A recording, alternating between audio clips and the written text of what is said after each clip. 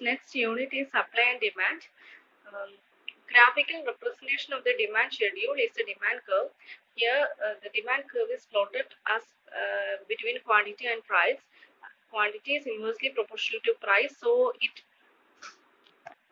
according to law of downward sloping demand.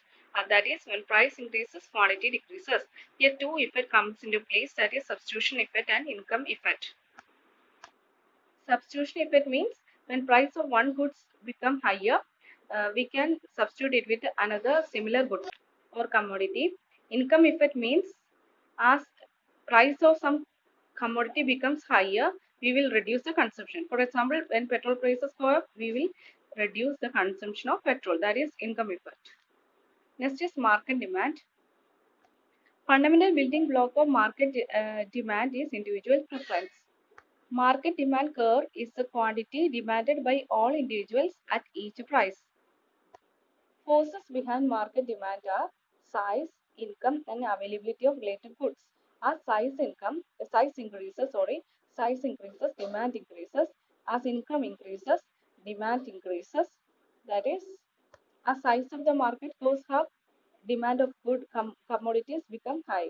As income goes high, demand of commodities become high. And unavailability of related goods, like that in substitution effect, will also increase market demand of a particular good. Next is shift in demand.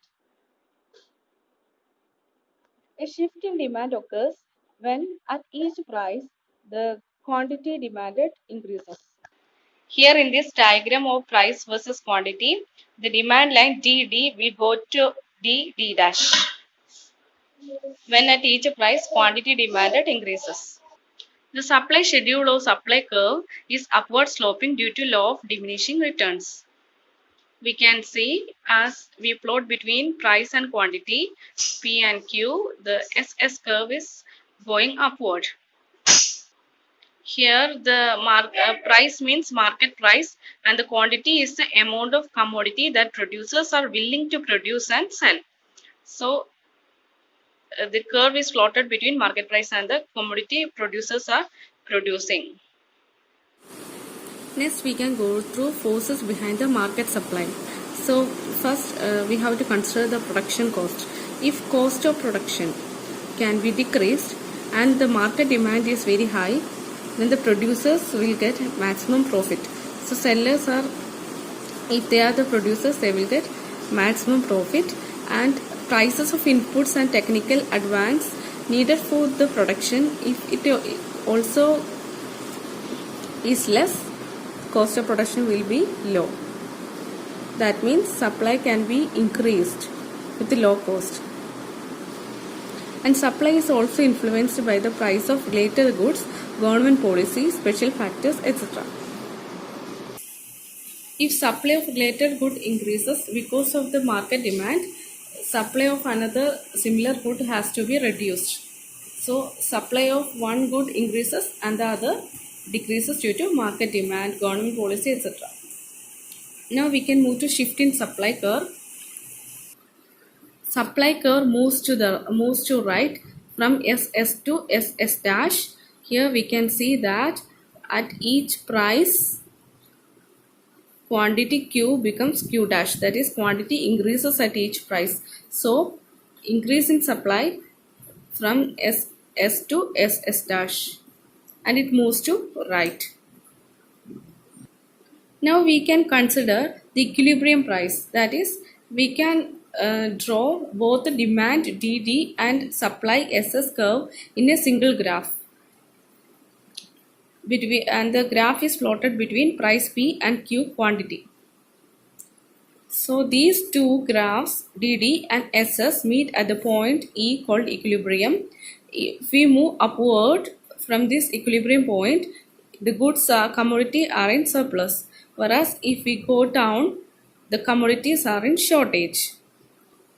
At equilibrium price, the amount that buyers want to buy is just equal to the amount that sellers want to sell. We can read this graph like, if we plot here at quantity Q, the point here if we take similar point in the SS curve, so the quantity demanded is very less than or lower than the quantity supplied. That is, supply is in surplus. Whereas here, if we take this point, the quantity supplied is very much less than the quantity demanded. So we can look at another graph where we have decrease in supply. So decrease in supply means the SS curve will shift to the left to SS dash. So here the equilibrium also shifted from EE dash. Next, we can see increase in a new plot with increase in demand. Here D is shifted to the right as D dash, but supply remains constant as SS. So equilibrium moved to the right from E to E dash. This is how we have to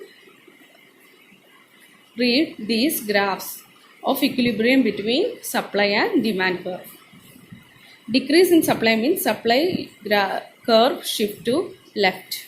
So that is all, friends, from this module. So questions can be asked from this module as graphical questions can be asked. And if you haven't subscribed yet, please subscribe and support. So friends, thank you.